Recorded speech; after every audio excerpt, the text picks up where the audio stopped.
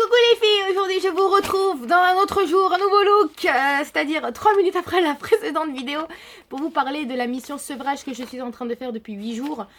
Donc cette vidéo elle s'adresse aux mamans qui allaitent, puisque les mamans qui n'allaitent pas s'en foutront de mon sujet, donc voilà. Donc j'ai allaité ma fille jusqu'à 13 mois et il y a un moment où franchement j'en pouvais plus et j'avais juste envie de me... Tu m'as juste cassé dans mon délire, j'étais en train de faire un peu la vidéo. Et donc du coup voilà, déjà arrivé à 7 mois d'allaitement j'en pouvais plus et je voulais un peu me reposer, mais j'ai pas réussi à la sevrer. J'avais acheté des pots de poudre de lait artificiel pour essayer un peu d'alterner, parce que j'étais un peu en dépression, en état dépressif à partir du 7e, 8e mois. J'ai pas réussi, donc j'étais encore plus dépressive. Et ensuite, arrivé au 13e mois, je buvais du lait, du thé, et ma fille a voulu en boire. Elle a bu du thé indien, et là je me suis dit waouh, c'est le moment. Et je suis partie acheter du lait entier. Donc je n'ai pas acheté du lait de croissance parce que je l'avais déjà acheté, j'ai déjà tout jeté. J'ai acheté du lait entier. Il faut que le lait entier soit enrichi en calcium, protéines, vitamine D et qu'il y ait au moins 3,2% 3,2 grammes de matière grasse. Et donc du coup, j'ai décidé donc de partir lui acheter du lait entier et je l'ai aromatisé à base de fleurs d'oranger. Je rigole. Je lui ai acheté en fait... Non, il faut pas trop rigoler parce qu'il y a des filles qui n'aiment pas ça, tu sais, qui m'ont dit sur Instagram. Non mais franchement, moi je te préfère. La meuf, elle m'a plus stressée qu'autre chose. Elle me fait écoute, quand tu te plains, quand tu rigoles trop, franchement j'aime pas. J'aime bien quand tu sois posé, donc on va parler comme ça et puis on va plus du tout rigoler. C'est bon, là franchement je redeviens sérieuse. Donc je suis partie acheter des poudres Blédine, de la poudre Blédine aromatisée aux 5 céréales et un deuxième pot de Blédine aromatisé au biscuit au lait chocolaté. Et en fait, dans la notice, enfin dans le truc, ils te disent qu'il faut mettre 5 cuillères de farine, enfin de céréales. Mais c'est trop! Parce que ça remplit la moitié du biberon. Enfin moi du coup, au début les 2 premières j'en mettais 5.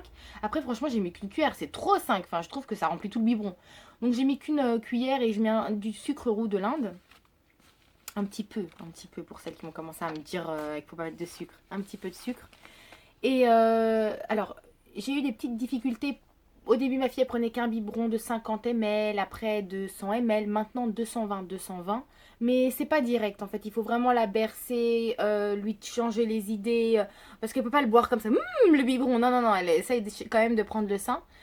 Et bon, le petit point négatif c'est que en fait elle a très peur quand elle fait caca, parce que avant, peut-être en étant allaitée, le caca était plus liquide. Là c'est vrai qu'elle a très peur, elle pleure, elle me monte son ventre, donc je suis en train d'assister pour quand elle fait caca, parce que c'est du caca qui est plus dur.